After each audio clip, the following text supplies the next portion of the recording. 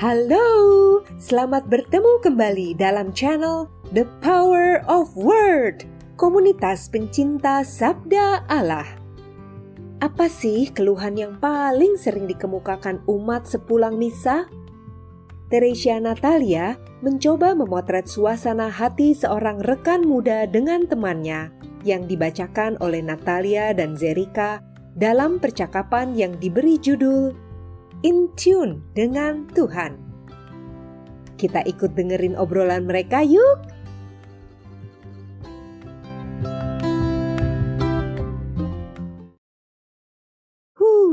Akhirnya selesai juga.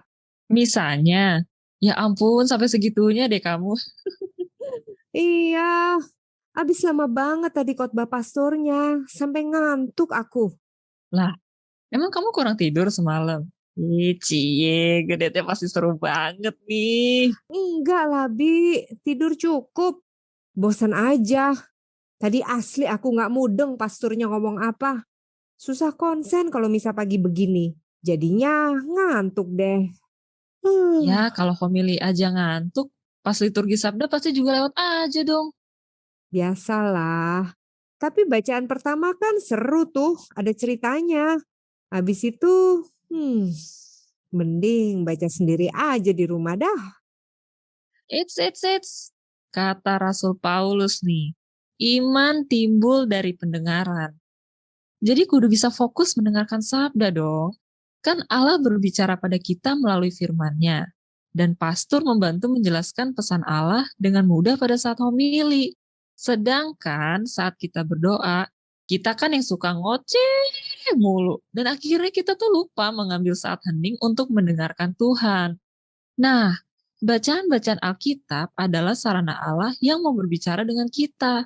Jadi ya harus didengarkan baik-baik. Dengerin kok, semua didengerin. Tapi ya seringnya masuk kuping kiri keluar kuping kanan. Keluar gereja ngeblank deh. Ya, itu mah kamu aja nggak fokus dengerin dong. Mungkin karena aku kurang ngerti aja ya.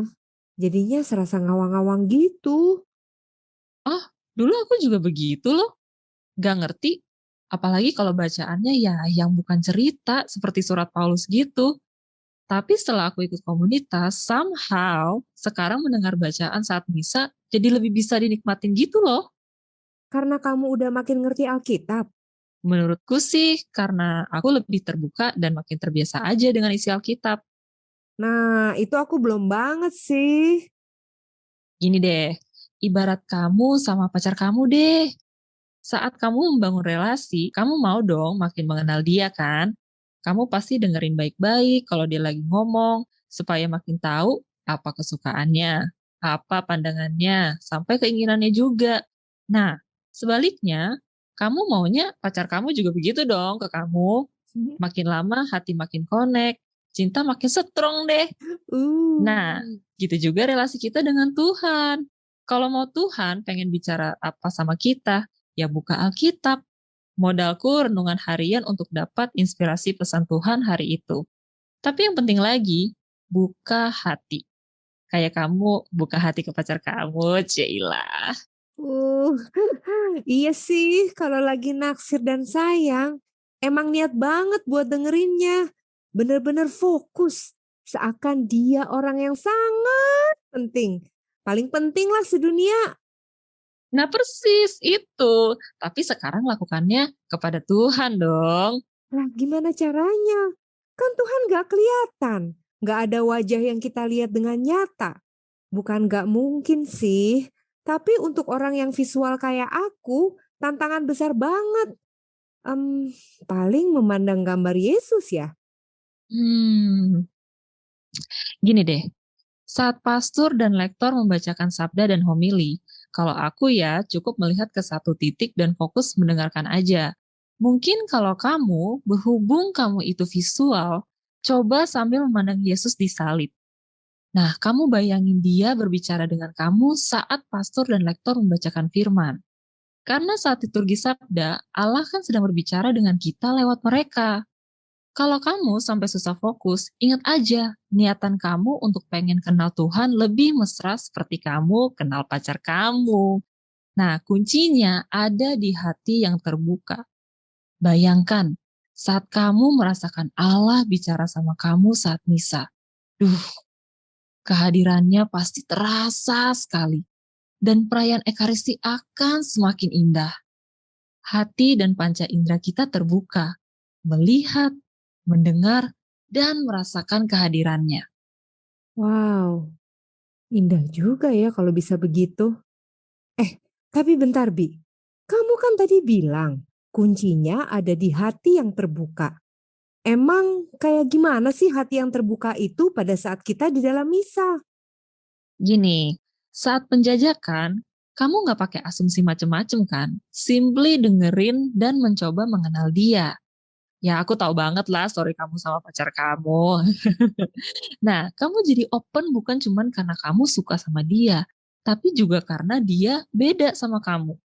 Jadi kamu curious dan usaha banget untuk mengenal dia lebih dekat.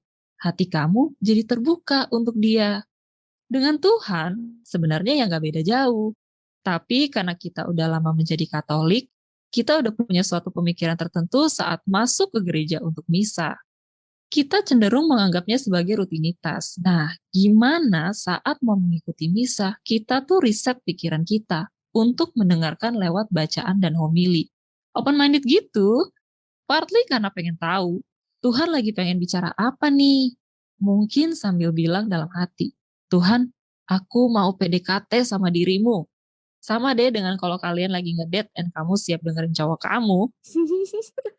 Iya sih, tapi yang kayak gitu tuh bisa bikin cemburu pacarku. Alah, kalian ketemu dan pacaran juga berkat Tuhan. Coba sesaat sebelum misa dimulai, persiapkan hati. Mengosongkan diri untuk bisa diisi Tuhan dengan sabdanya. Tapi Bi, kalau khotbah Romonya sulit dimengerti atau bikin bosen, gimana? Ya, tiap promo memang punya gaya masing-masing. Tapi pasti kamu bisa belajar sesuatu dari khotbahnya. Coba fokus deh. Buka hati dan mendengarkan dengan seksama seperti kamu mendengar pacarmu bicara. Atau saat mendengar bosmu bicara deh. Nah, itu konsentrasinya lebih penuh kan tuh. Uh. Aduh, jangan merenggut gitu dong. Nah, ada pastor yang suka membahas dari sisi Alkitab, tapi ada juga pastor yang suka mengupas dari sisi teologi dan jarang kasih contoh sehari-hari. Para pastor itu sebenarnya udah belajar ilmu komunikasi dan mestinya berusaha memberikan khotbah yang singkat, padat, dan menarik. Tapi ya, tiap pastor kan punya gaya sendiri. Meski kadang sulit dicerna atau agak membosankan nih, tapi kalau kamu mau membuka hati, Tuhan akan menaruh satu atau dua pengertian dari homili itu untuk kamu bawa pulang. Mestinya sih ya begitu. Tapi ya khotbah yang tadi, aduh aku sungguh gak kuat deh. Para pastor pasti udah usaha banget do their best mempersiapkan homili. Nah, kita sebagai pendengar juga kudu usaha dong. Balik lagi deh contohnya ke pacar kamu. Dia tuh sulit ditebak karena gak banyak ngomong. Tapi karena hati kamu terbuka sama dia. Nah, lama-lama kamu ngerti kan pikiran dan emosi dia tanpa banyak kata. In tune judulnya. Sekarang, belajar in tune juga dengan Tuhan melalui sabdanya dan khotbah para romo. In tune ya. Layak dicoba. Kalau sama orang yang baru kenal aja aku bisa dekat karena aku membuka hati, masa sama Tuhan aku gak mau usaha? Bener, harus dong. Aku mau PDKT sama Tuhan. Tapi jangan bilang-bilang pacarku ya. Bisa ngamuk dia tuh cemburu buta. Saingannya lebih berat. Waduh, lah suruh dia juga PDKT dong sama Tuhan.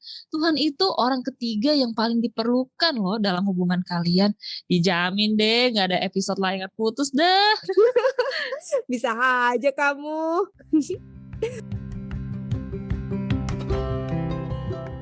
Demikianlah persembahan The Power of Word kali ini. Terima kasih karena telah mendengarkan kami.